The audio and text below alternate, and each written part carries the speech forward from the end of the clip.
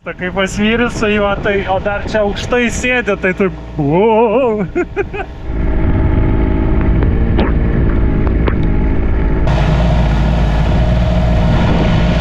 Kainuoja turbūt maždaug pusę mūsų viso sklypo. Visais viešbutais, tvorom, nameliais ir visko. Pusė sklypo yra va čia.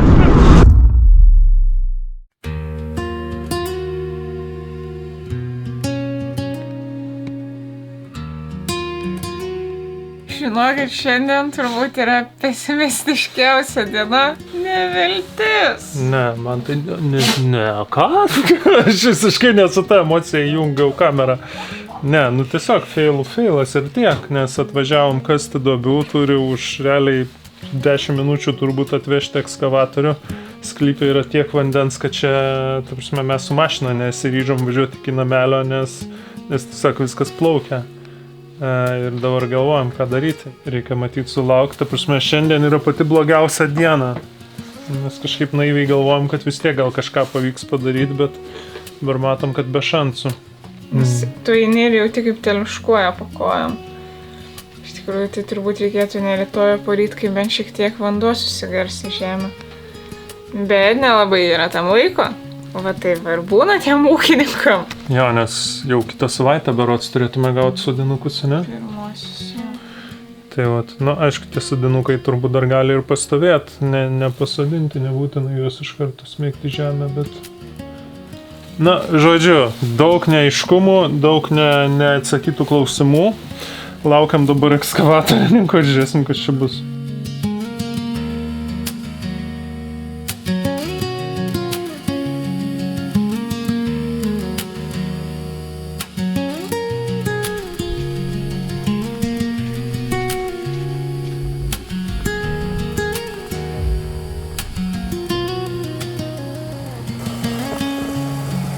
Važiavo mūsų ekskavatorius, pasižiūrėkit, koks gražus.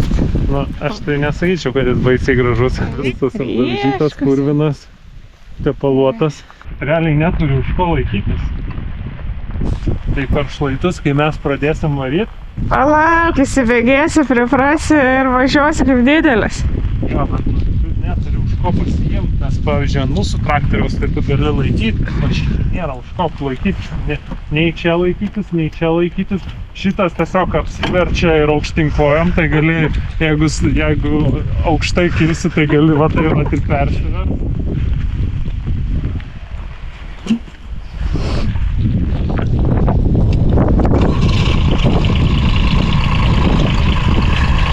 Ar jautiesi kaip prezidentas? Kaip prezidentas tai tikrai ne. Kaip ūkininkas tai gal.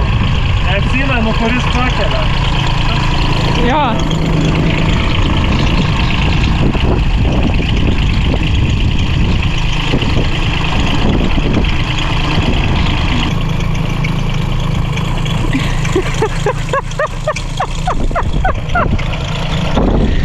Gal poryt ir būsi kitam gale sklypo.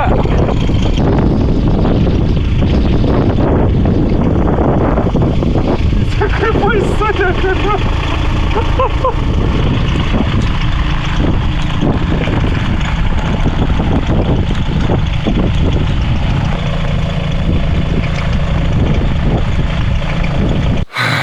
Žodžiu, darbo diena pasibaigė ženkliai anksčiau negu kad planavom.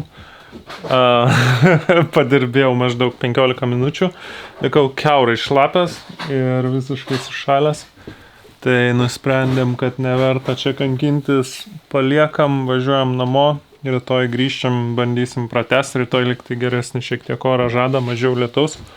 Tai tikiuosi, kad pavyks pasidarbuot. Iš to, ką pabandžiau čia pakasti, tai manęs nesužavėjo. Na, aišku, reikia įpratimo, nes kol kas tai labai man painėjasi tos visos virtelės ir rankenėlės. Ir šiaip aš kažkaip nesugebu užgriebti normaliai su tuo kaušu. Tai ten maskatuoji su juo, tai pagalvojau, su kastuvu tikrai būtų 10 duobių iškasčiau, kol su šituo ekskavatorium vieną. Plius jis žvėriškai lėtas. Gali eidamas jį aplenkti laisvai. Tai jo, nu tai žodžiu. Bet kuriuo atveju reikės išnaudoti, kad jau turim. Tai rytoj pratęsime darbus, o dabar pakuojamės ir važiuojam namo, nes nėra čia ką daryti. Tiesiog viskas kiaurai šlapia, šalta, vėjas milžiniškas ir tiesiog yra kaip yra. Bėga vanduo, tavo striukės. Ką veiki, Dagne? Mėgaujasi puikiu oru.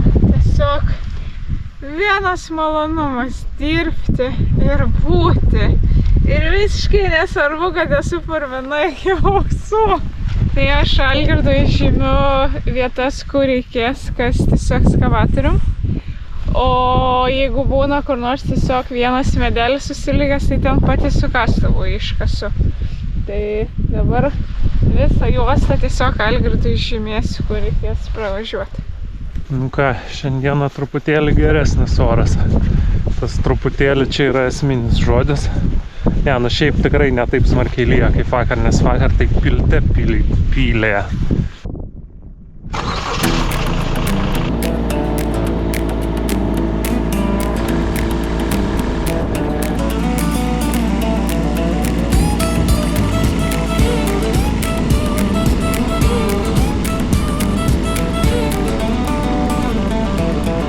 Tai va, sistema tokia, kad Dagnė pažymi man vietą, kur reikia iškasti.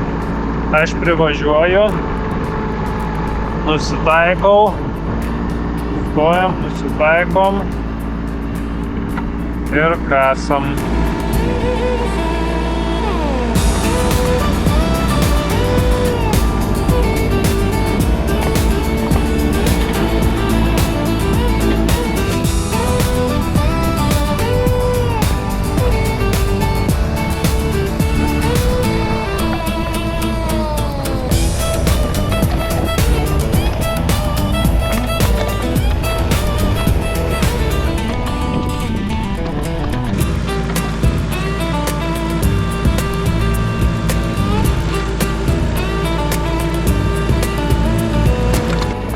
Tai gal nori papasakot, kaip jums sekasi kasti?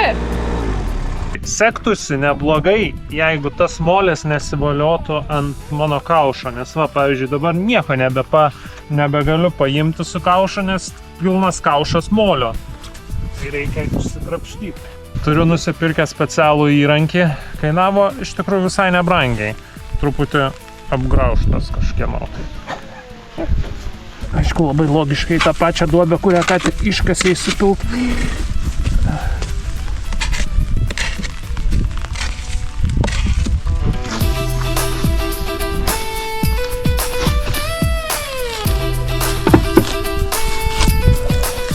Dabar koks nors ekskavatorininkas žiūri ir galvoja, Dieve tu mano žmogau, ką tu darai, taigi reikia padaryti ir viskas išsivalo savaime. Įjungti automatinį nupurškimą reikia. Gal ir ne galvoja. Gal kaip tai galvoja, Jesus, kaip aš tave jaučiu. Jaučiu tave žmogau. Jeigu jūs esate profesionalus ekskavatorininkas, parašykite, koks aš arba labai lievas, arba nuostabus ir nepatyręs, bet turintis potencialą. Arba tiesiog atvažiuokit kitą kartą ir mus pamokinkit, nes mes savamoksliai, tai gal daug ko nežinom.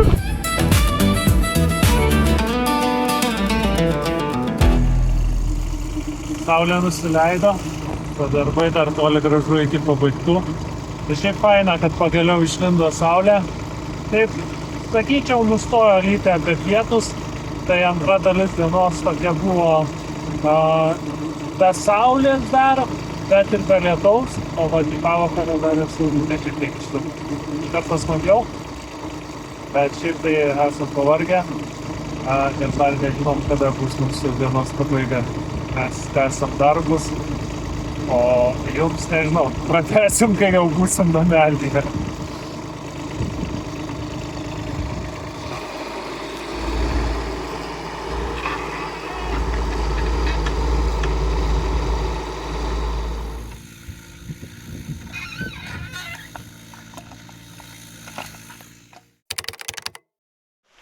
Labas rytas, mėlyje žiūrovai.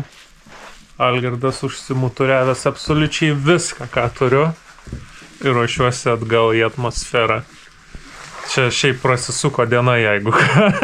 Žodžiu, vakar dirbom iki sutemų, nieko nebefilmavau, tiesiog grįžom namo ir ėjom miegoti. Ne namo, į namelį grįžom.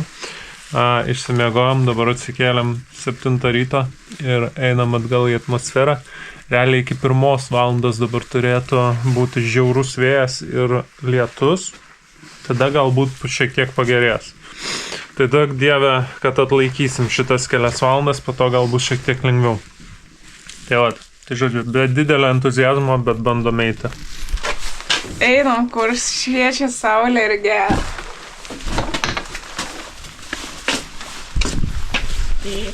Nematau saulės, tik tai. Ir nematai, kad būtų gera. Eini ir žemė teliuškuoja po kojom. Ja, čia tikriausia vietose tai nelenkai yra įmirkusi žemė. Ypač va čia, kur prafrezavau. Bent jau vakar eidamas vakarą mačiau, kad tiesiog stovėjo balas. Mažai tai nesimato, nebent gal ne šitoj vietoj buvo. Ja, matos.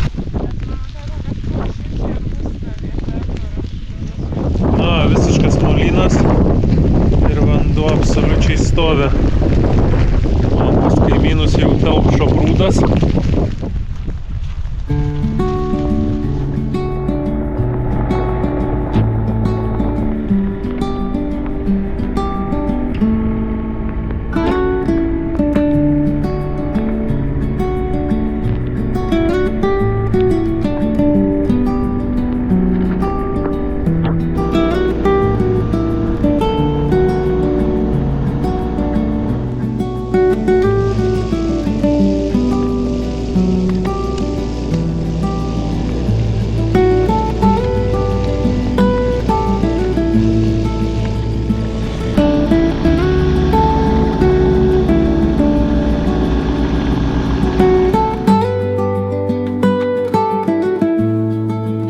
Esu bilė kaip sušalęs, bet nepasiduodu.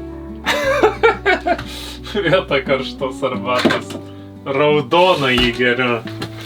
Galvoju, gal cukrus man suteiks tą jėgų stygių, kuris užpildys tą jėgų stygių, norėjau pasakyti. Vienas geras dalykas, kuris motyvuoja. Tai, kad jau matosi pabaiga. Tai jeigu labai gerai sektųsi, tai turbūt dar vienas užšlapimas ir būtume pabaigę. Nu, prieš tai, kai darėm pertraukėlę, buvo likę 140, dabar likę 66.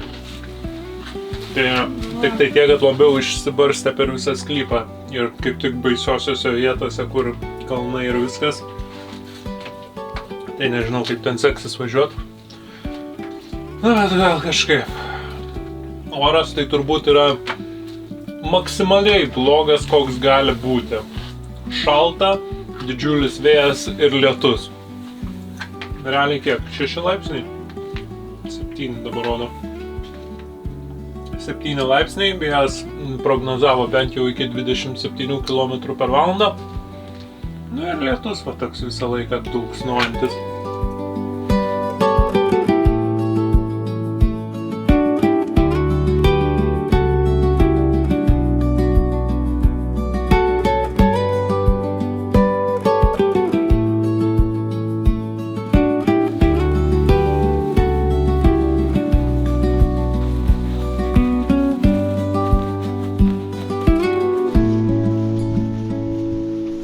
Nu ką, 66 duobės, pavarom.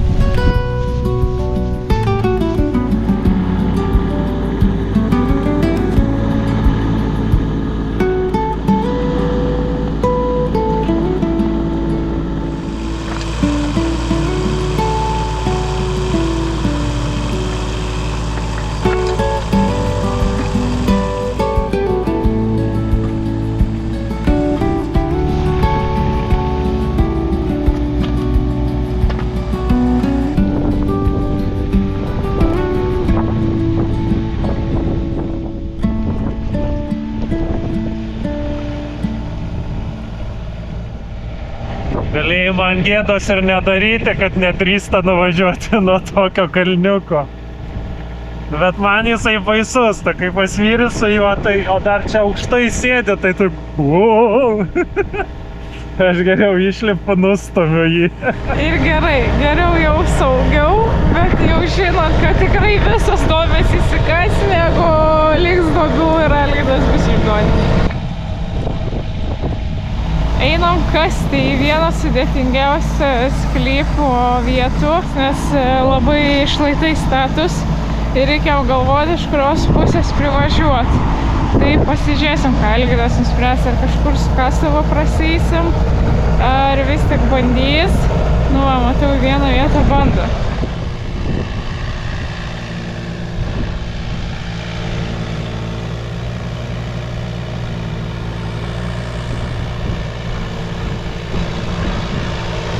Slysta? Jo, truputį nesisuka vikšras.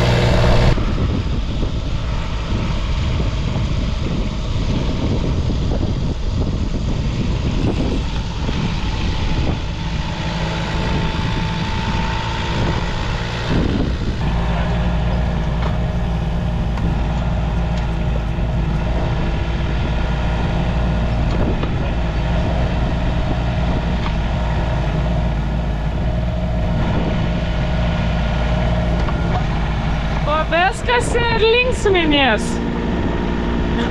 Viskas šlapias, slidu, ekskavatorius per lengvas. Va, bandau kasti duobę, gaunasi, kad save tempiu į ją.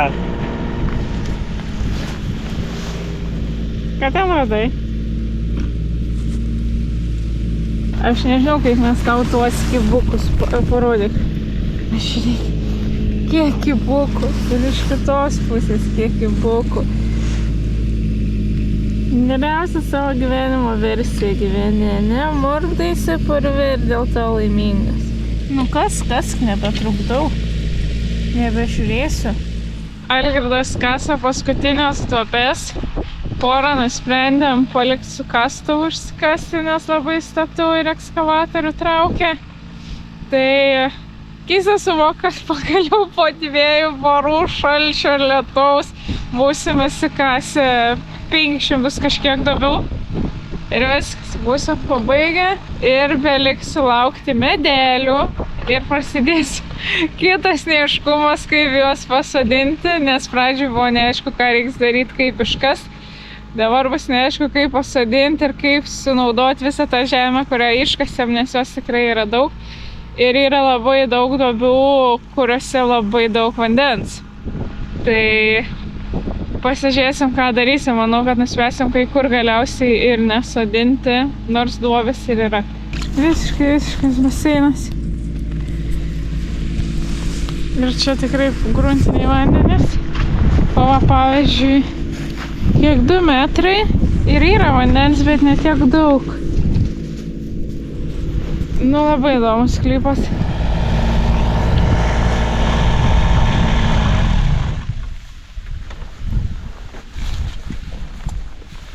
Ar žinot, ką tai reiškia? 500 duobių iškasta!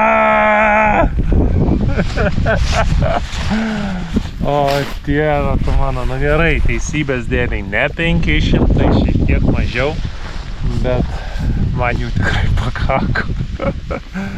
Bet jaučiuosi išmokęs valdyti ekskavatorių. Tranšėją dabar galėčiau bandyti iškast, nežinau ar pavyktų, bet bent jau duobes tai tikrai galėčiau kast. Tai žodžiu, jeigu reikia kažkam duobės ir turite ekskavatorių, bet nemokate juo naudotis, Algirdas jūsų paslaugomis. Ponios ir ponai, oi ne, kepurės tai nereikėjo nusimti, jau jaučiu, kaip ten baisiai atrodė, ne? Užtušuok, gali ten kvadračiukus taip, žiūrėkit dabar aš. Čia išplovė lietus smegenis, viskas. Pakuojamės ir važiuojam. Dar reikia nuvažiuoti iki namų ir bus baigta. Aš taip kasdamas pagalvojau, realiai nauja šita kubota kainuoja turbūt maždaug pusę mūsų viso sklypo. Su visais riešutais, tvorom, nameliais ir visko. Pusė sklypo yra va čia. Tai būtų gerai taip ant paskutinių tų metrų nenuvirs kur nors ant šono ir neįklimti ir nepadaryti kokios nors dar žalos.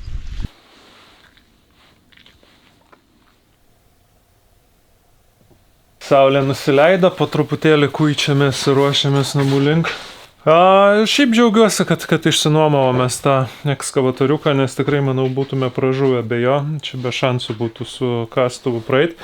Kas liūdina, tai kad, sakau, realiai, net ir grįžtant pražiūrėjau visas duobes, nu ne visas, bet kažkiek tai tų duobių. Ir pilnos visos vandens, ta prasme 95% yra pilnos vandens. Tai dabar yra klausimas, ar čia tiesiog dėl to, kad taip lyjo smarkiai, ar dėl to, kad tas mūsų dirvožemis yra toksai prastas ir tą vandenį visiškai sulaiko. Tai realiai, jeigu tai yra dirvožemio problema, tai yra beprasmiškas šitas mūsų atsodinimas, nes tiesiog nunyks, neauks ir panašiai.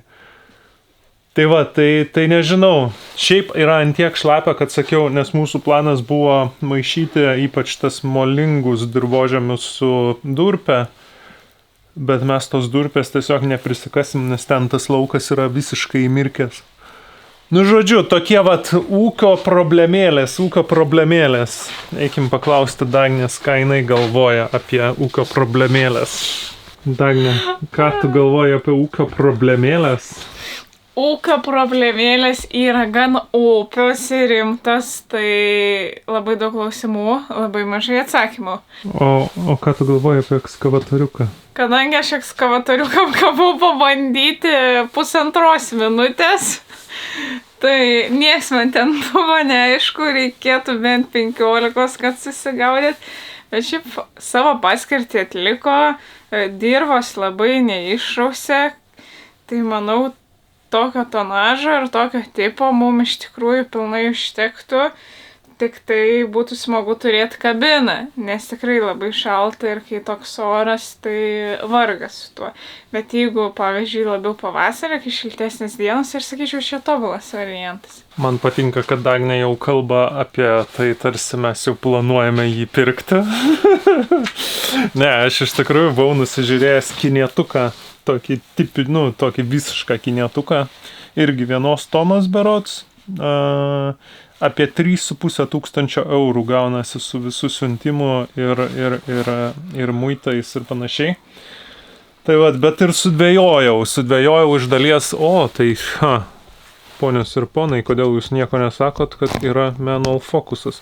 Ne, tiesiog fotikas pastrigęs. Žodžiu, yra kaip yra, turbūt, kad nepirksimės jo, nes bet kuriuo atveju, būtų tikrai smagu turėti jį, bet, aš suprantu, kad 3,5 tūkstančio investicija, tai yra, šiek tiek didoka tai paskirčiai, kurią jisai atliktų, nes, mūsų atveju matyti vis dėlto nors ir nepatogu, kaip Dagnė sakė, bet yra racionaliau jį išsinuomot, kai jo reikia, bet yra tikrai nepatogu. Čia toks. Jeigu kada nors atsiras lyšnų pinigų, tai gal įsigysim. Parašykit savo nuomonę, ar špikio ūkiui reikalingas mini ekskavatoriukas. Gal ypač tie žmonės, kurie turi ūkius ir gal jūs iš karto sakysit, taigi žinoma, be ekskavatoriuko, tai čia net negalima pradėti kalbų, apie kokius riešutus jūs kalbat, jeigu jūs net ekskavatoriuko neturit. Tyliu. Gerai. Ačiū, bičiuliai, buvo smagu pasimatyti vėl per nuotolį, per vaizdo siužetą. Tai kitą kartą jau matyt, kad sodinsim, nes penktadienį atkeliauja mūsų sodinukai. Mūsų nauji vaikai. Taip, tai gerai. Ačiū už jūsų dėmesį. Iki. Nepamirštam like, share, subscribe ir hype. Taip, hype. Ten tas hype. Būtinai hype. Padarykit hype. Nežinau, ką jis daro vis dar, bet jūs padarykit hype. Gerai, ate.